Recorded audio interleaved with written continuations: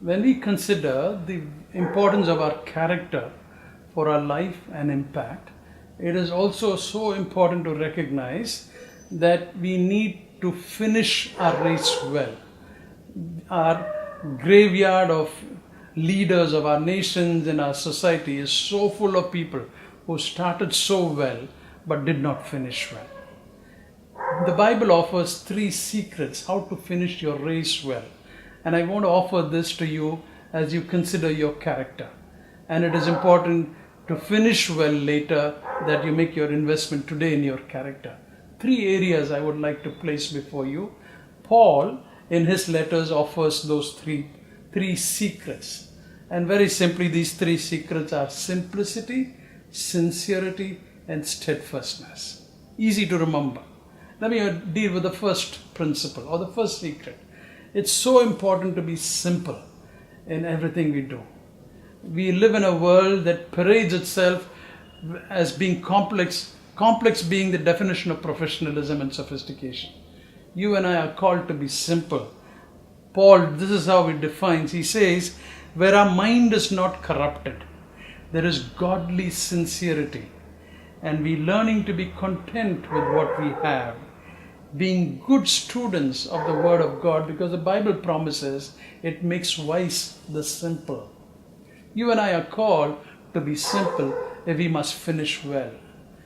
Becoming complex will only complicate your life and my life. A good leader, they say, looks at the complex issue and provides simple solutions.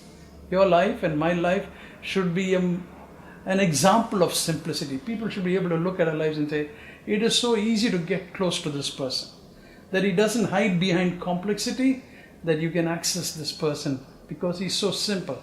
Great leaders have been simple. Ordinary leaders have been simple. They are ordinary people, recognizing that they have great impact because of their simplicity. The second principle that Paul offers as a secret is to maintain sincerity. The root word of sincerity is sincera, which basically means without wax. Most of our lives, unfortunately, is trying to cover up the cracks in our life, the fault lines in our life with wax. Unfortunately, the problem with this wax is it keeps melting and everybody starts seeing it. You and I are called to be sincere in what we do. It is an issue of the heart.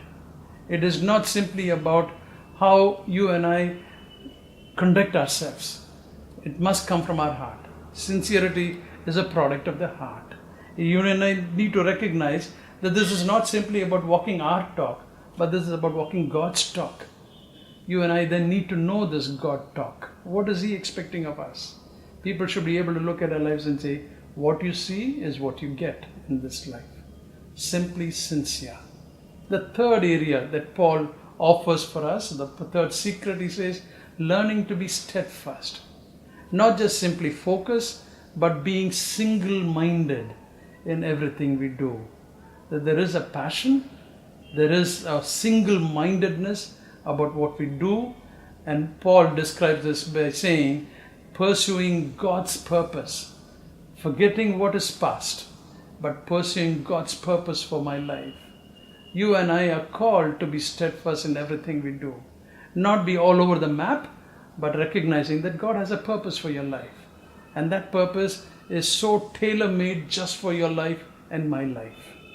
And in this life, we should be able to say, God, I have been true to this.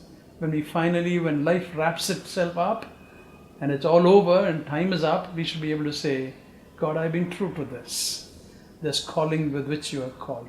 3 secrets Paul offers for us: simplicity, sincerity, and steadfastness. And the strange thing about finishing well, you need to invest in these 3 areas today. Stay simple, be sincere, and stay steadfast in everything you do. You will finish well.